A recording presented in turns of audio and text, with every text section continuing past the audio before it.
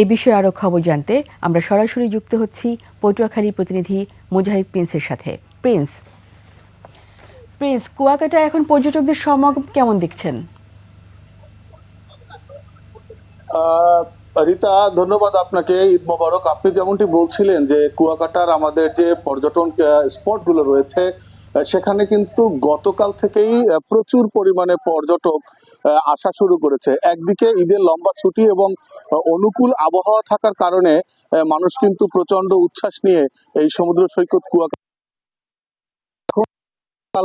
এখনো কিন্তু কুয়াকাটা সমুদ্র সৈকতে মানুষের পদচারণা রয়েছে।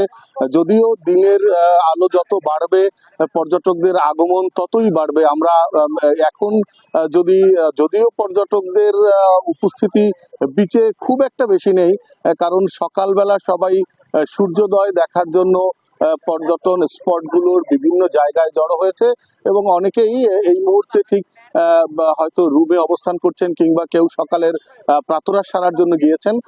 বিচ কিন্তু এখন অনেকটাই ফাঁকা রয়েছে। তারপরও কিন্তু অনেক পর্যটক এই মুহূর্তে সাগরের নোনা জলে পা ভিজিয়ে তাদের সেই উচ্ছ্বাস প্রকাশ করছেন।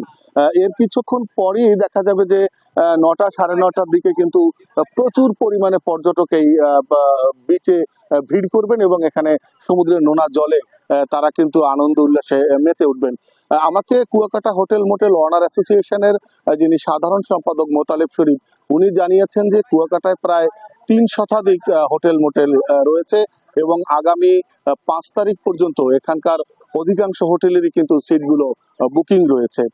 এছাড়া এখানকার যে ট্যুর অপারেটর অ্যাসোসিয়েশন টোয়াকের সভাপতি রুমান ইমতিয়াজ তুষার, উনি আমাকে গতকালকে জানিয়েছেন যে পর্যটন রিলেটেড যে ব্যবসায়ীরা রয়েছেন তারা এই সারা রমজানের মাস যে অবসর সময় কাটিয়েছেন, গতকাল থেকে তারা মূলত কিন্তু আবার এই পর্যটকদের পদচারণায় তারা আবার এই ব্যবসায়িক কর্মকাণ্ড নিয়ে মুখর হয়ে উঠেছেন।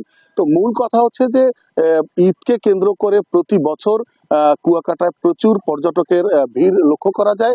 এবারও তার ব্যতিক্রম নয়। তারপরে এবার একটি স্থিতিশীল অবস্থা থাকায়, রাজনৈতিক পরিবেশ সুন্দর থাকায় মানুষ কিন্তু নির্বিঘ্নে কুয়াকাটায় আসছেন। এখানকার ট্যুরিস্ট পুলিশ আমাদেরকে জানিয়েছে ট্যুরিস্টদের নিরাপত্তার জন্য তারা বিভিন্ন স্পটে তাদের যে পুলিশি নিরাপত্তা সেই নিরাপত্তাগুলো তারা বহাল রেখেছেন। পোশাকি পুলিশে এবং সাদা পোশাকে এখানে পর্যাপ্ত নিরাপত্তা ব্যবস্থা তারা তৈরি করে রেখেছেন যাতে পর্যটকরা নিরাপদে কুয়াকাটায় এসে ভ্রমণ করে আবার নিরাপদে বাড়ি ফিরে যেতে পারে। তো কুয়াকাটা থেকে এই ছিল আমার কাছে সর্বশেষ। রিতা, ধন্যবাদ প্রিন্স।